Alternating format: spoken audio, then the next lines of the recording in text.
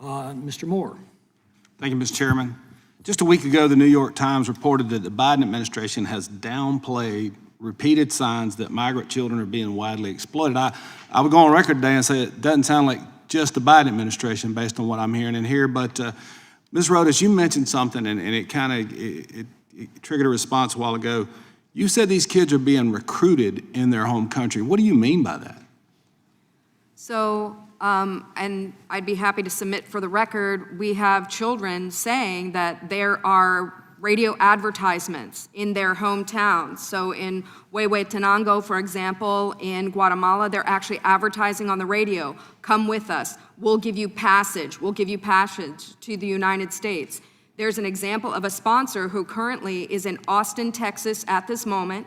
He attempted to sponsor 4 children, 1 from the Pomona Fairplex Emergency Intake Site and 3 from the Pecos Emergency Intake Site, promising work to these children who were making $2.50 a day on the coffee farm he owns in Guatemala. So he lured them here. Now, fortunately, they were put into long-term care, but they are being lured here.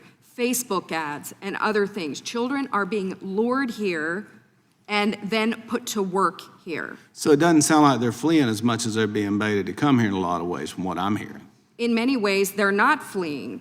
In many ways, I mean, let's take El Salvador, for example. No one is fleeing from Nayib Bukele. He has a very safe society right now. Yes, maybe in times past, people were fleeing El Salvador from the gangs, but sadly, the gangs have now set up operation here, and we have evidence that there are many of them who are running the networks here who have the children. It's indisputable evidence that Department of Homeland Security has transnational criminal organizations on the TOC watch list, some of who got their fingerprints here in Washington, D.C. and neighboring areas are sponsoring the children. It's indisputable. You mentioned too debt bondage. What do you mean when you say debt bondage, and who does the money go to? So the money goes to the trafficker who ultimately brings them here. The New York Times actually showed, I think, Hannah Dreyer did an amazing expose where she actually showed the debt page of the child, how much the child had to pay for food, how much the child had to pay for rent, all of those things. So the administration is really, we're engaged in creating slavery. We are trafficking slaves to this country. Absolutely. There is no doubt.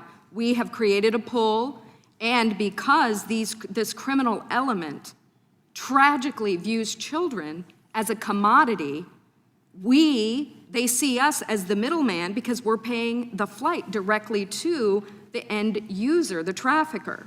I remember, I was at Fort Bliss Emergency Intake Center. I mentioned this last week in a hearing, and I was there as they were shipping kids on buses all over the country. And I actually asked the admiral running the place, I said, are we doing background checks? We're sending these kids to Google addresses. And he's like, no, we're just building the bus as we drive it.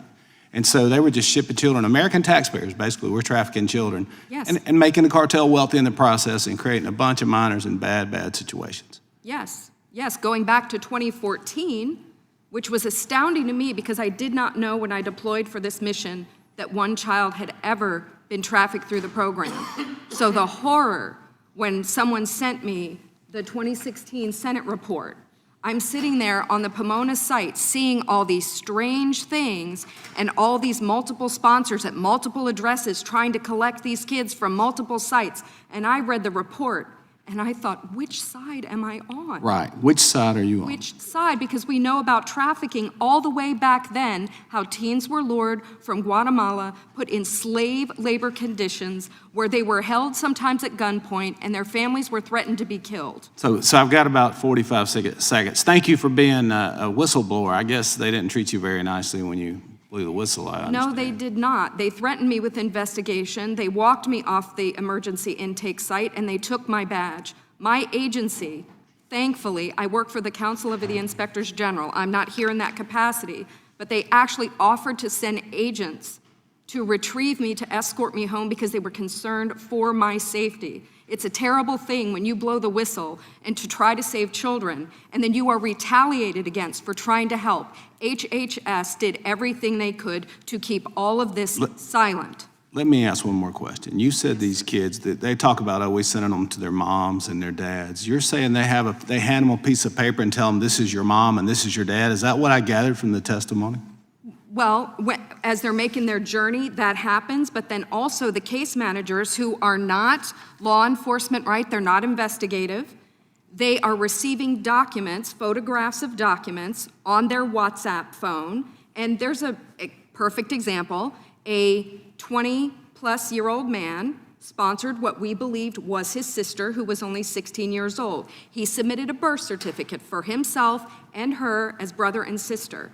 And then, about 10 days after she's released, we see she's for sale on his WhatsApp page. You know, her shirt is buttoned down to her navel. She's all made up. The documents, there is no one at HHS vetting the children who is That's where we need law capable to enforcement. determine. I'm out of time. Mr. Chairman, I yield back. Thank you.